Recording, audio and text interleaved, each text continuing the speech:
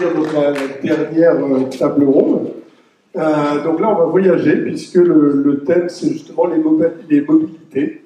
Alors, voyage d'études, échange, lieu. Donc, j'invite à participer donc Louise Wilson, d'Écosse, Nolwenn de Bretagne, qui revient. Sophie Stephenson d'Écosse également.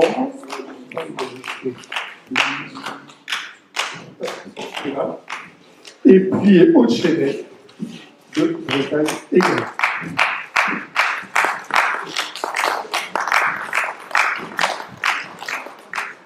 Donc merci à toutes les classes, peut-être pas. Donc je propose pareil, un rapide mot de présentation. Alors, Nolwenn, sous la nouvelle angle, c'est pas fait. Tu viens commencer. Hello, my name is Louise. I'm 22 years old and I'm from Scotland. In June, I graduated with a degree in French and Spanish. And as part of my degree, I spent a year abroad as a language assistant in Bretagne. Then, in my final year of university, I decided to write my dissertation about the link between language and identity, with a focus on the Breton language. Bonjour, je suis Louise, j'ai 22 ans et je viens d'Écosse. En juin, j'ai obtenu mon diplôme de français et d'espagnol. Et dans le cadre de mon mémoire, dans le cadre de mon diplôme, j'ai passé une année à l'étranger comme assistante de langue en Bretagne.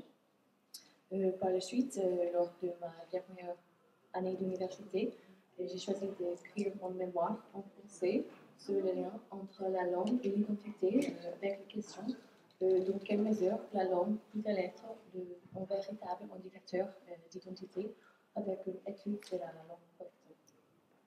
Merci.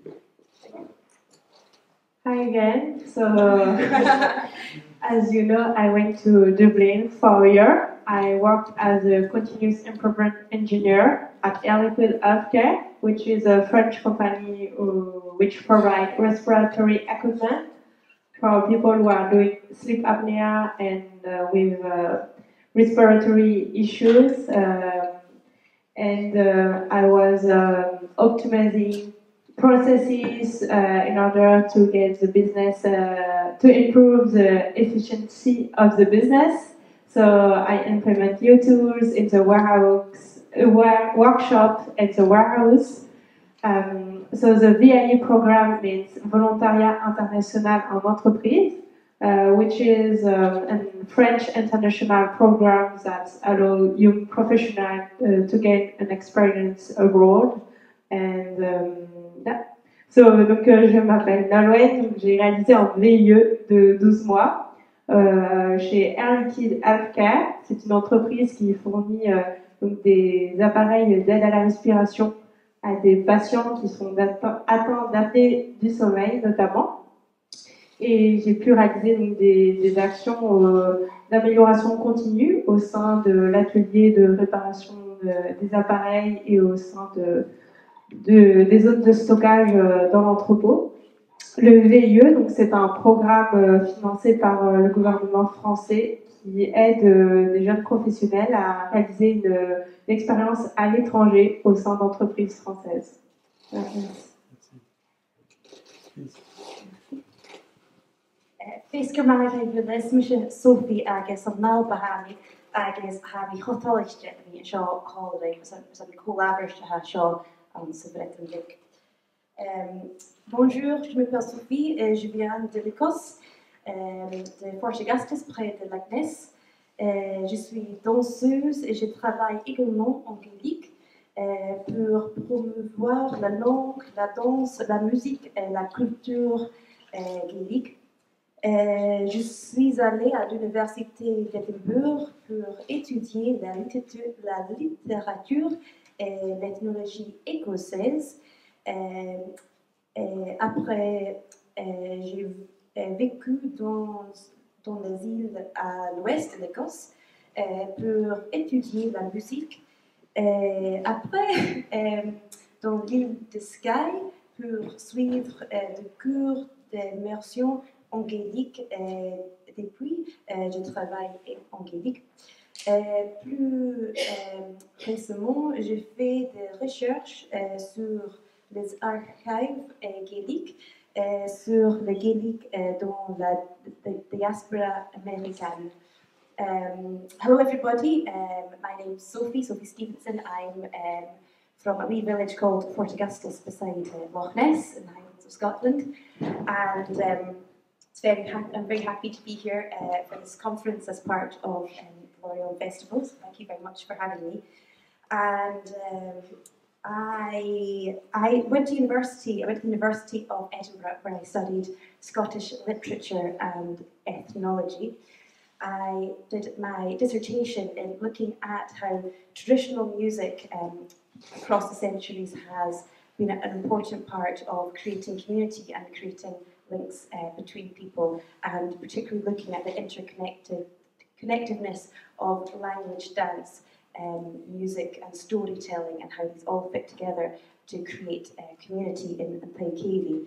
I then went on to live in the Outer Hebrides of Scotland, where I studied music and immersed myself in Gaelic language and culture, before then going to the Isle of Skye to study at the National Centre for Gaelic Language and Culture at Solberostig on the Isle of Skye, where I did an immersion year, and I've not looked back, and I have been working in Gaelic ever since, as a freelance artist, as a dancer, as a teacher, and also working in the arts and the media, in TV and in radio.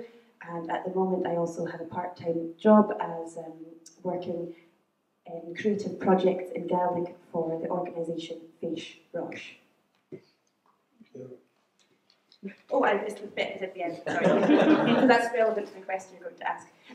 And more recently, I've been doing a postgraduate master's in Gaelic research, looking into archives and also researching Gaelic in the diaspora of North America.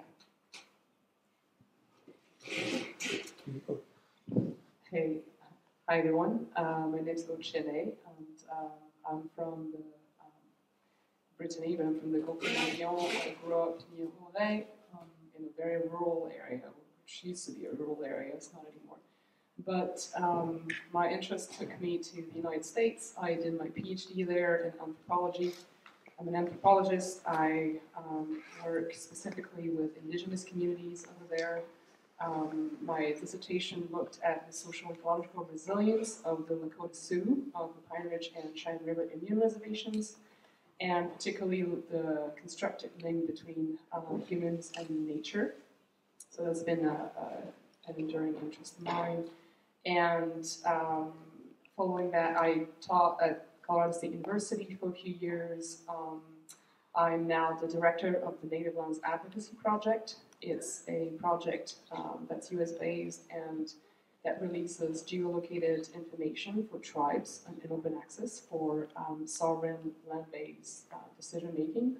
So we produce data that's looking at and helping people, supporting people, land-based decision-making in agriculture, in climate, all types of information that tribes need to make sovereign decisions.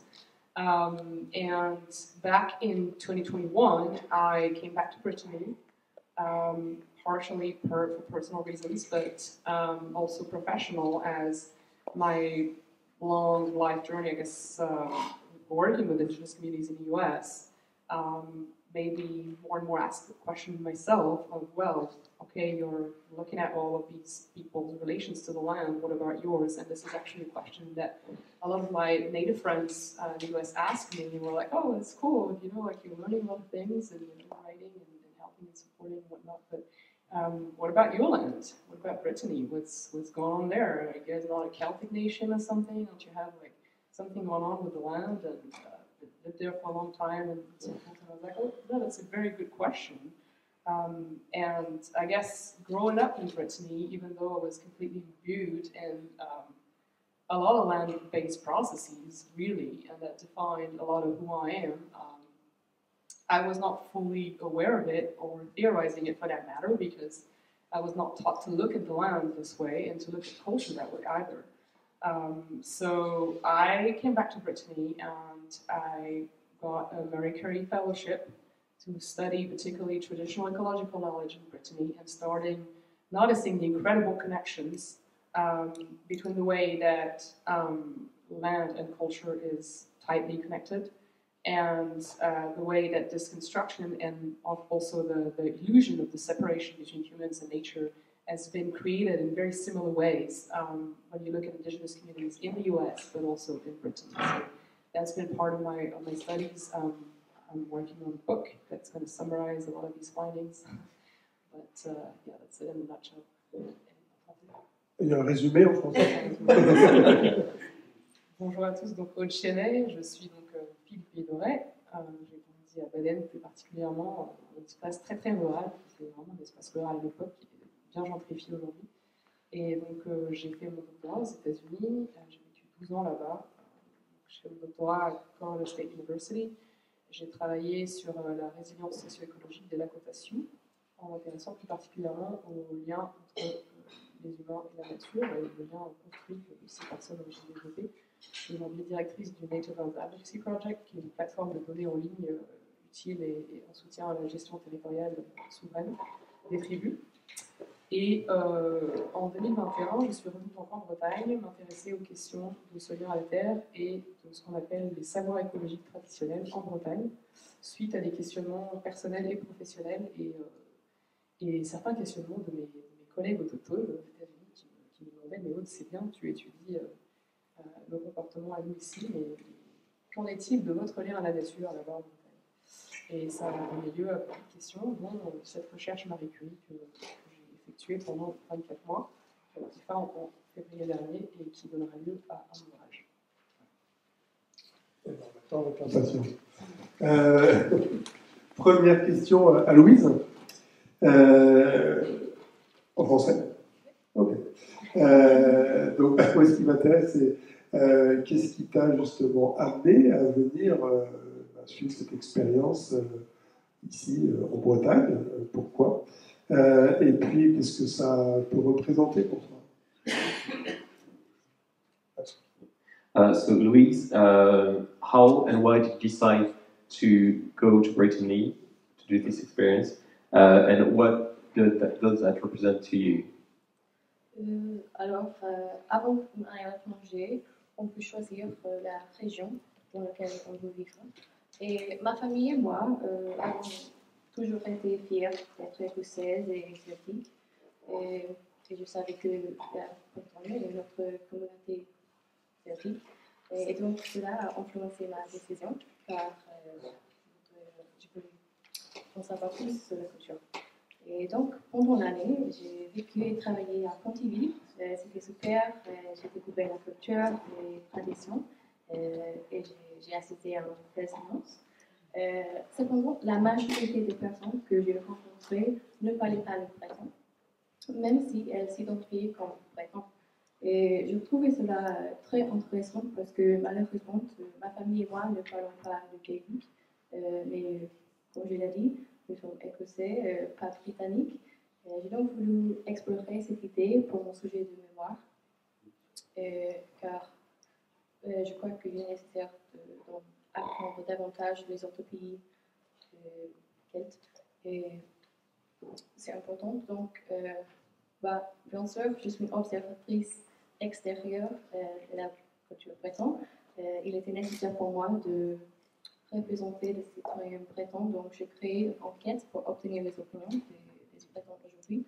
Et les résultats ont été très intéressants. Par exemple, on a demandé aux participants de choisir quelques aspects qui étaient le plus importants pour eux. Et la langue est arrivée en dernière position, même si la majorité des participants ont déclaré que la diminution du nombre des locuteurs des langues régionales pouvait affecter l'identité. Quoi d'autre? Et oui, mon mémoire. Okay, so yeah, before you're abroad, we can choose the region where we want to live, and my family and I have always been very proud to be Scottish and Celtic, and I knew that Bretagne was another Celtic community, Celtic country. So that really heavily influenced my decision. So during the year, I lived and worked as a language assistant in Pontivy. It was really good. I loved it. I discovered the culture, the traditions, and I even attended business. But the majority of people that I met didn't actually speak Breton, even if they themselves identified as Breton. I found this really interesting because, unfortunately, my family and I, we don't speak Gaelic, even though we feel Scottish, not British. So because of this, I decided to write my dissertation about this idea and explore this further, because I believe that it's really important to learn about other Celtic countries, as well as raising importance about the decreasing number of regional language speakers. So this is what I did, but of course I am an outside observer of the culture, so it was important for me to represent the Breton people, the Breton community. So in order to do so, I created a survey to obtain the opinions of the Breton people, and the results were really interesting. In one question, participants had to choose which aspects of identity were the most important to them, and language actually was the least popular decision, even though in another question, the majority of participants said that the decreasing number of regional language speakers could affect identity. So, yeah, I think it's really important because,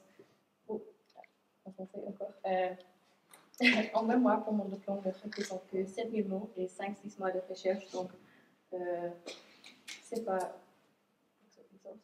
exhaustif. Non, c'est pas énorme. Mais ma conclusion est que la langue ne peut pas être un véritable indicateur d'identité. La compréhension de langue par une personne n'indique pas immédiatement son identité. Je crois qu'il est important de parler langue régionale encore, bien sûr, mais c'est pas un indicateur.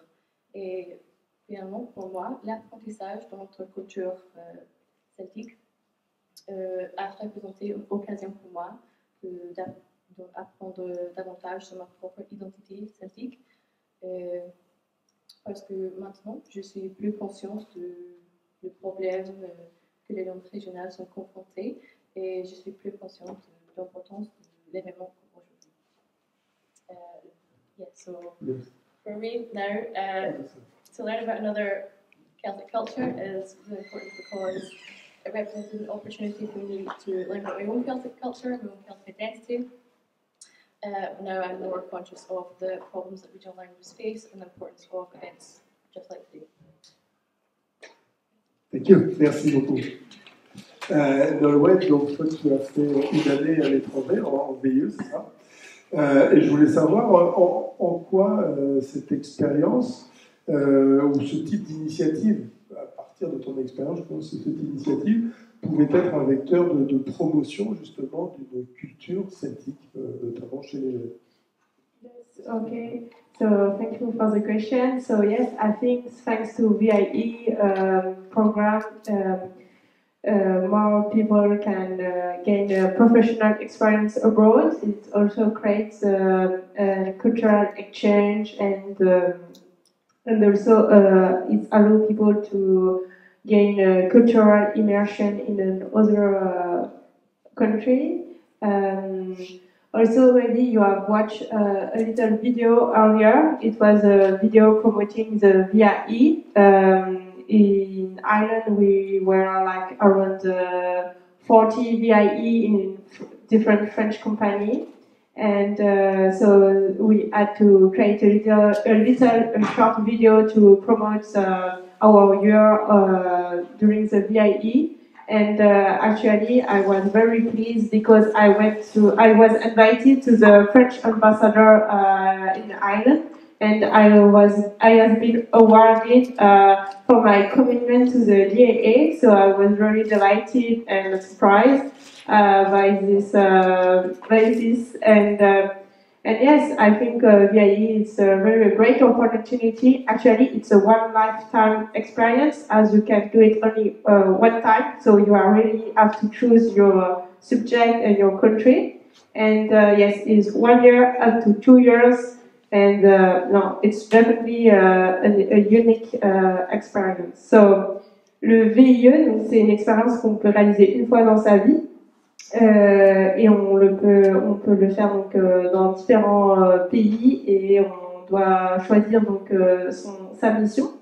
Donc il y avait aussi plusieurs veilleux dans le pays où j'étais et on nous a demandé de réaliser une vidéo pour promouvoir donc ce programme. Donc la vidéo elle a été mise sur l'écran tout à l'heure et donc j'ai eu l'invitation de l'ambassadeur d'Irlande. Donc j'étais vraiment ravie de pouvoir présenter mon expérience lors de cet événement. Et oui, grâce au VIE, donc ça permet de réaliser une expérience à l'étranger, de vraiment vivre en tant qu'expatrié et de s'intégrer dans une nouvelle culture et d'échanger aussi sur nos savoir-faire et nos méthodes de vie. Voilà. Merci beaucoup. Sophie, question in French or English, please. So, how learning and mastering the Gaelic language can provide professional opportunities, and particularly abroad? En quoi la pratique du gaélique peut représenter l'opportunité professionnelle et notamment à l'étranger? So to answer that question, I think first of all I'll talk about how I learned Gaelic. So I didn't grow up with Gaelic at home or even in school. Like Gaelic was in my family. My great-grandparents were Gaelic speakers, but in that generation it was forbidden to speak Gaelic in school, and the next generation it was not passed on. So I didn't have Gaelic at home or at school, but I have had all the other aspects of Scottish and Gaelic culture. I was surrounded by music and playing music and dancing, and of course I then went on to study the folklore and the ethnology and the literature, and everything I was doing was through translation. So the language was the missing link, and slowly but surely I learned night classes, immersion weeks, and then finally I lived in Uist and I got involved in a Gaelic film competition called Film G, and I made a film about the Celtic women, and I did everything, the music and the voiceover and everything. So I learned my script and I submitted this to the competition, and the producer of the competition said to me, Sophie, go away and work on your Gaelic and come back and there will be a job for you in Gaelic TV. So I went and did 9 months at Solvarostig.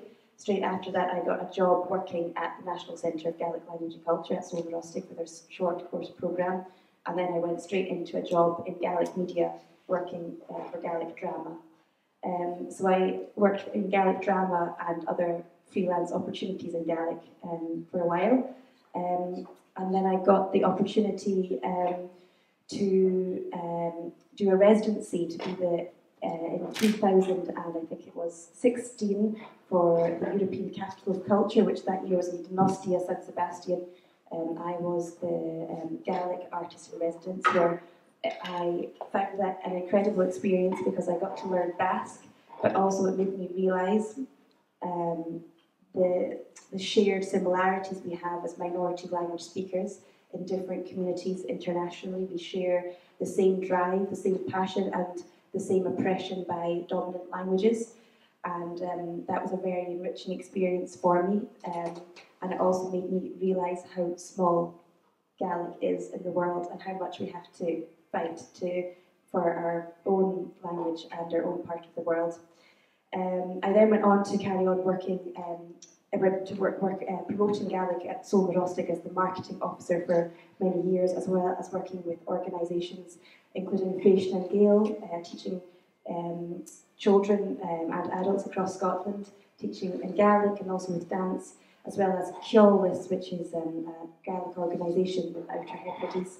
And I also got other international opportunities, such as teaching at FAISH Seattle, in Seattle, in Washington, in the States.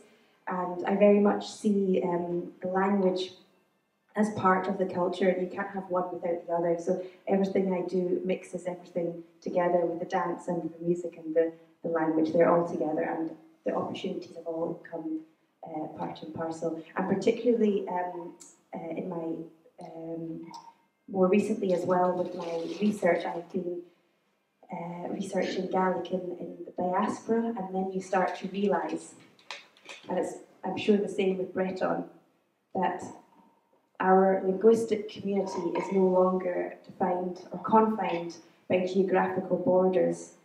And in fact, we don't even need one flag to represent that, because the language can be international, and particularly in the modern world of social media and interconnectedness online, we have this global Gaelic community, and I've been lucky to connect with people, especially through lockdown. I've done online, I taught online classes through lockdown. I had people from all over the world joining my classes, and I now run with Fish Roche monthly Gaelic online conversation circles with people all over the world speaking Gaelic. Some of those are descendants of the diaspora who left Scotland, and some of those are just passionate about Scottish culture and have learned on Duolingo, where there are millions of people learning Scottish Gaelic.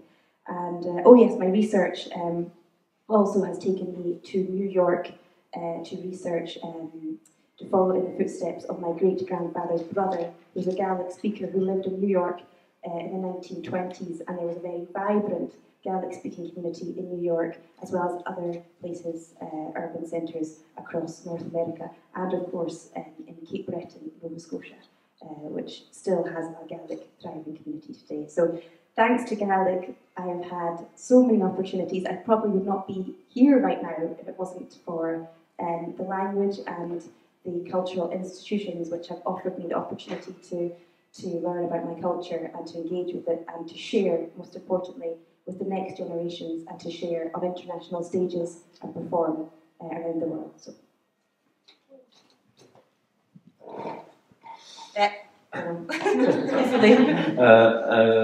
Alors, Sophie, en fait, n'est pas une locutrice native, parce qu'à la maison, en fait, ses parents ne parlaient pas gaélique, même si les générations précédentes le parlaient. Mais par contre, elle a été baignée dans la culture gaélique par la musique et la danse. Donc, elle a appris d'elle-même, en fait, avec les cours du soir, le gaélique.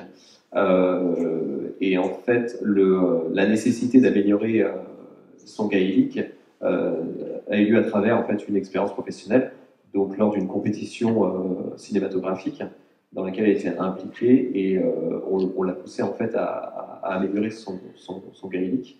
Et donc elle a fait une formation justement au So you studied at National Gaelic Center. Soberostig. Donc elle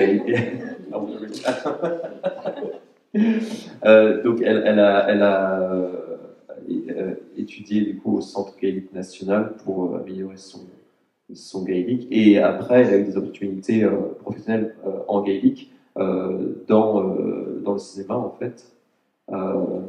Et en 2016, elle a fait un voyage dans le Pays Basque espagnol. They wouldn't appreciate this. Sorry. What's the city? And what's it? Cette. Rostin. De l'autre côté de la frontière. Oui, au Pays Basque. Ouais. Elle a pu du coup se rendre compte des similitudes qu'il y avait en fait entre l'Écosse et le Pays Basque, et l'histoire un peu commune, la passion pour la culture, mais aussi l'oppression par rapport à cette culture, et la nécessité du coup de se battre pour la langue, les langues régionales celtiques, et donc et aussi de promouvoir le gaélique. Et donc elle s'est impliquée en enseignant le gaélique et la danse gaélique en Écosse. Et pour elle, en fait, la langue fait partie à part entière en fait, de la culture, en plus de la musique et de la danse. Et elle s'est rendue compte aussi, à travers ses recherches récentes, que la langue n'est pas définie seulement par un territoire, en fait, la pratique de la langue, mais comme il y a des diasporas dans différents pays du monde, finalement, la pratique de la langue, elle a aussi lieu en dehors de la nation en fait, d'origine. et que particulièrement aujourd'hui avec les outils de communication, donc Internet, les réseaux sociaux, etc., il y a la possibilité de communiquer en langue, en gaélique par exemple, sans être nécessairement en Écosse. Et d'ailleurs, pendant la période du Covid, elle a fait des classes, enfin des cours en ligne de gaélique dans le monde entier. Et c'était d'ailleurs aussi bien des descendants que des passionnés en fait de la culture écossaise. Et donc du coup, c'est plus large que seulement les origines. Et d'ailleurs, elle est partie faire ses recherches à New York et elle a suivi les pas en fait de ses ancêtres parce qu'en 1901, so it's your great. Great uncle. Ok. Donc le arrière-grand-oncle, voilà, qui en 1920 est arrivé à New York et donc du coup elle a marché sur ses pas en y allant aussi dans le cadre de ses recherches. Et en parlant d'opportunités en général aussi, à l'international, donc ce forum par exemple, sans du coup sa passion pour justement la langue gaélique, elle ne serait pas là aujourd'hui et elle n'aurait pas eu la possibilité du coup de partager son expérience. Et donc c'est important aussi pour elle de transmettre et de partager avec les générations à venir justement pour continuer ce développement. Merci beaucoup. Dernière question à Aude, pour même, je pense, nourrir une conclusion, puisque Aude, je sais que dans tes recherches, tu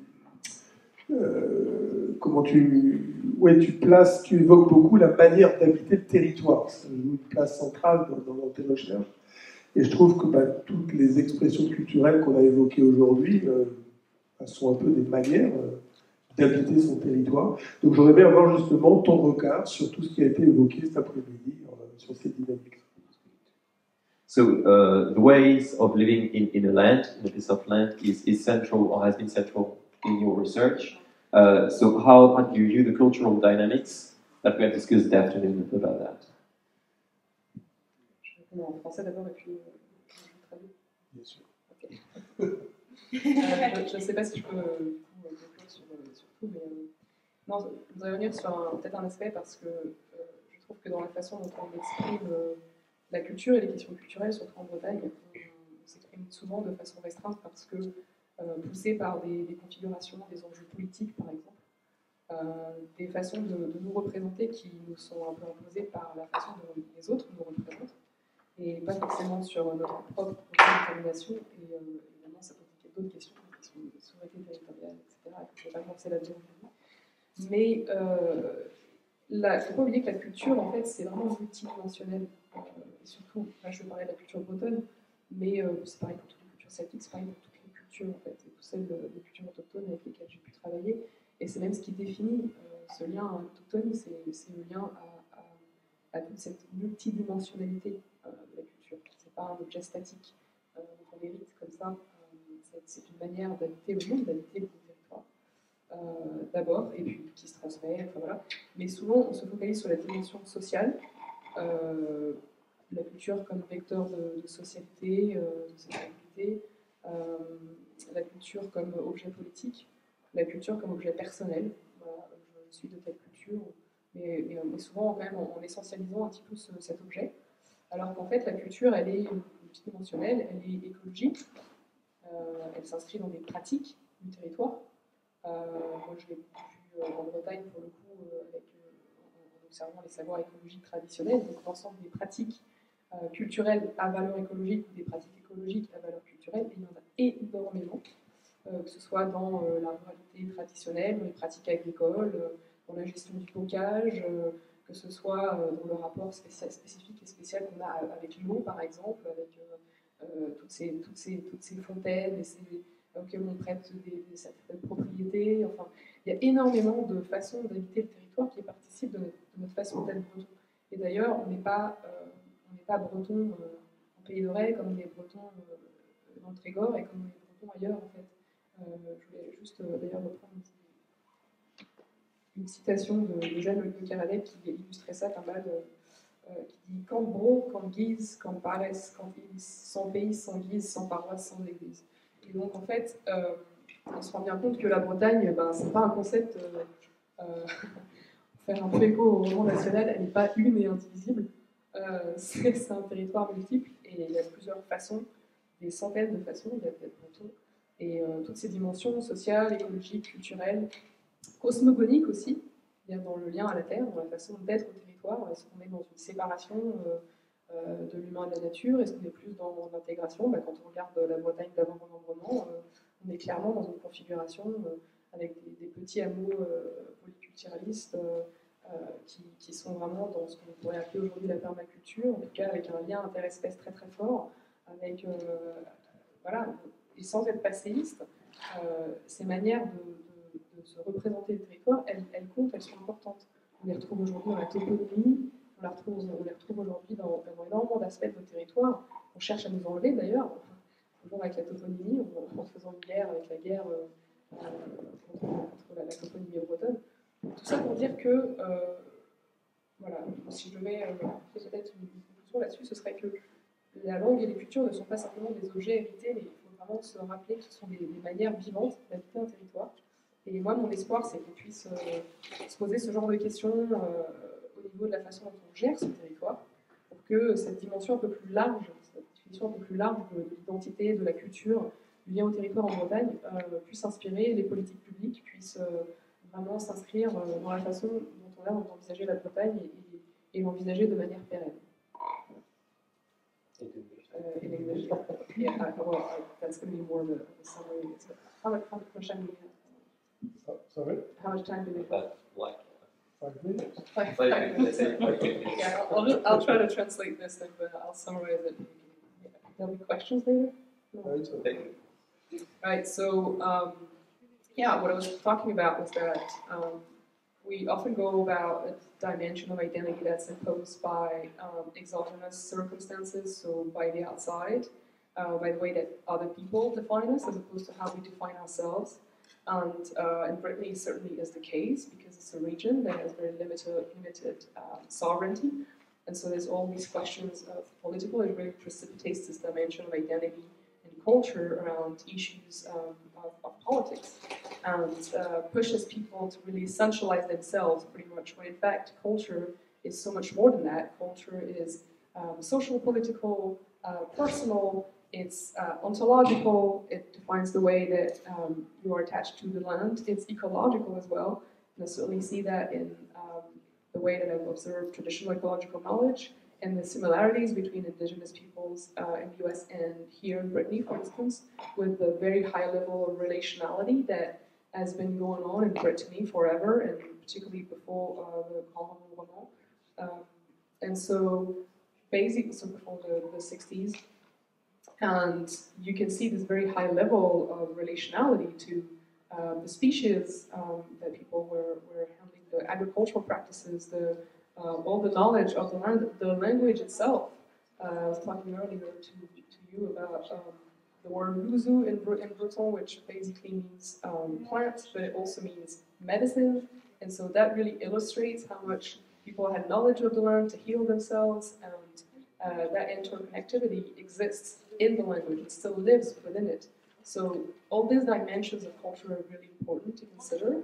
And if I was to kind of conclude on that, I would say that basically culture is not, and you have to resist the temptation of considering culture as a static object that doesn't move and that's anchored in the past, and instead, and something to hold on to, and instead considering it as a living way to live within a territory, to inhabit a territory.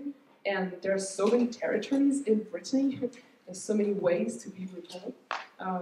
And my hope is that we can really discuss and more vulgarize this broader definition of identity and culture, and make sure that it has an impact in public policy, policy making at the Brittany region level, the way that we can use TEK, for instance, traditional ecological knowledge, for practical implementation of the ecological transition in Brittany and the way we sustainably inhabit our territory. All of these dimensions are super important, and to me they're indissociable to culture. So yeah. Merci, merci.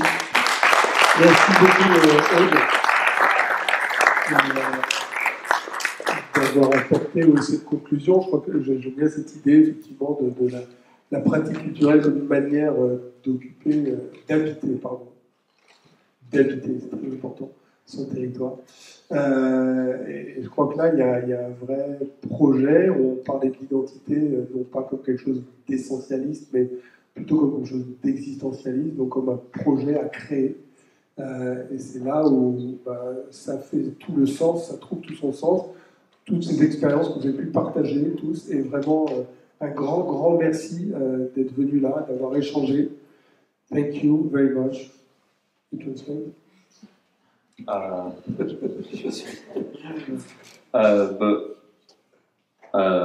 Very shortly, so identity is a project to create whether like something like historical, and all the experiences that you share today are testimonies about it. That is something that has to be lived. And well, thank you for sharing and for your time. Ok, Rémi, est-ce que tu... Il y a quelque chose de prévu maintenant, non? Alors, ouais, bien sûr.